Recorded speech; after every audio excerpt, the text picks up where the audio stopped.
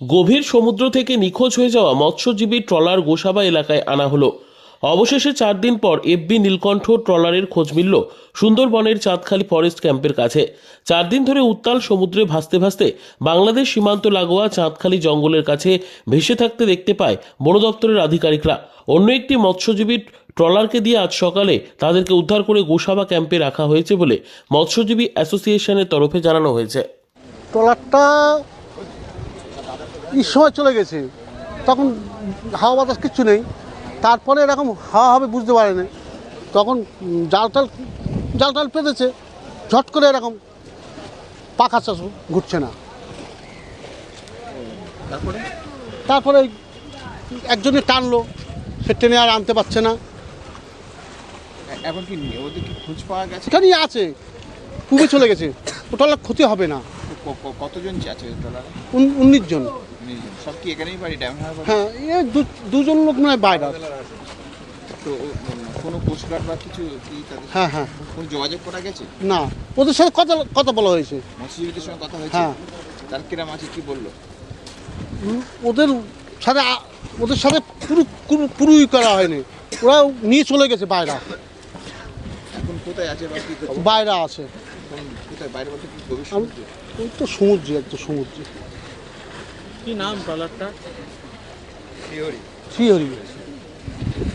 কি নাম আপনার? কি নাম? আমার নাম অর্জুন দাস। আপনার কি হয়? ভাইপো।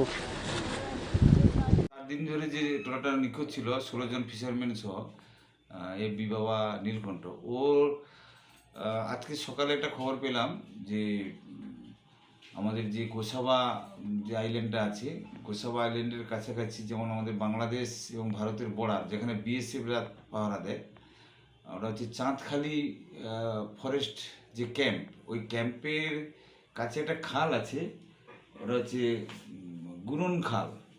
ওই খালেই ওদেরকে আমাদের ভারতীয় যে বিএসএফ, ওরা কিন্তু ওদেরকে সেফ জায়গায় রেখে দিয়েছে এবং ট্রলারের মাঝি, স্টাফ এবং হচ্ছে আমাদের বিএসএফের যারা অফিসাররা আছে তাদের সঙ্গে আমাদের কথা হয়েছে, তারা সবাই সুস্থ আছে। অ্যাকচুয়ালি ওটা হয়েছিল কি, যেখানে ট্রলারটা ছিল ওখান থেকে ওই বাতাসে ওদেরকে ঠেলে ঠেলে একেবারে ওই জঙ্গলের ধারে, যেটা হচ্ছে ভারত বাংলাদেশের জঙ্গলের ধারে, যেটা হচ্ছে গোসাবা, ওইখানেই হচ্ছে ওদেরকে ঠেলে রেখে দিয়েছিল।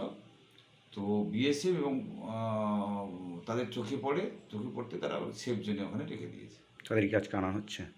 হ্যাঁ, আমরা আবার ওখান থেকে, আমরা তো সমুদ্রে যে ট্রলারগুলোকে পাঠানো হয়েছিল তারা তো অলরেডি মুভমেন্ট করছিল, তো এখন তাদেরকে ওই দিকে যেতে না বলা হয়েছে, খবরটা দিয়ে দেওয়া হয়েছে। আমরা আবার এই দিক থেকে যারা এই জঙ্গলের মধ্যে যারা রাস্তা চেনে সেই সব মাঝিদেরকে আমরা চিহ্নিত করে তাদেরকে পাঠানোর ব্যবস্থা করছি। আপনার নাম?